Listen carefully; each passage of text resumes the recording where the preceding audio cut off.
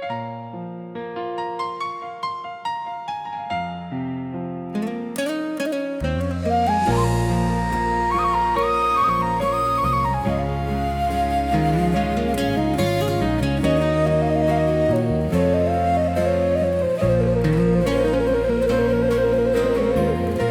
นนี้ฉันนั่งอยู่คนเดียวที่โต๊ะไม้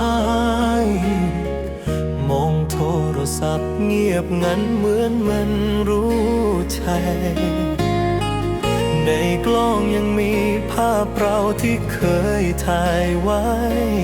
แต่ในใจยังถามว่าเธออยู่ไหน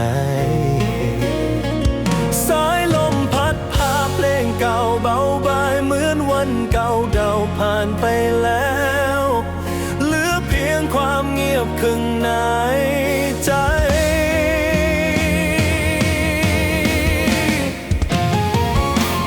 โทรศัพท์ไม่ดังอีกเลยไม่มีเสียงของเธออีกเล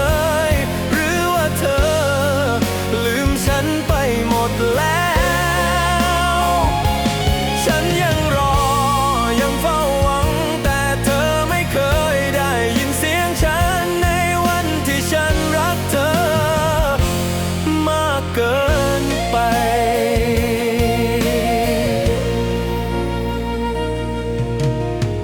ฉันย้อนอ่านข้อความเก่าที่เราเคยเขียนคำว่าฉันรักเธอยังวนเวียนอยู่ในใจ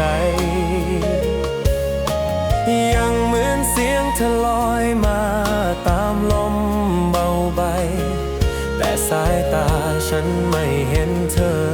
อีกแล้ว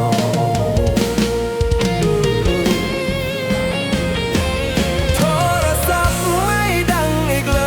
ยไม่มีเสียงของเธออีกเลยหรือว่าเธอลืมฉันไปหมดแล้วฉันยังรอยังเฝ้าหวังแต่เธอไม่เคยได้ยินเสียงฉันในวันที่ฉันรักเธอมากเกินไปจะพูดคำว่ารักยังไง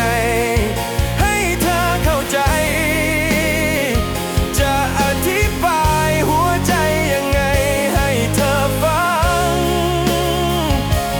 ฉันเข้าใจ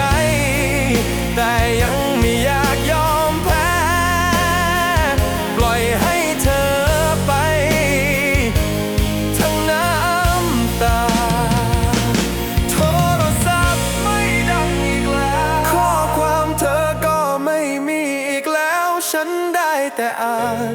สิ่งที่เธอเคยเขียนไว้ครั้งหนึ่งเราสองเคย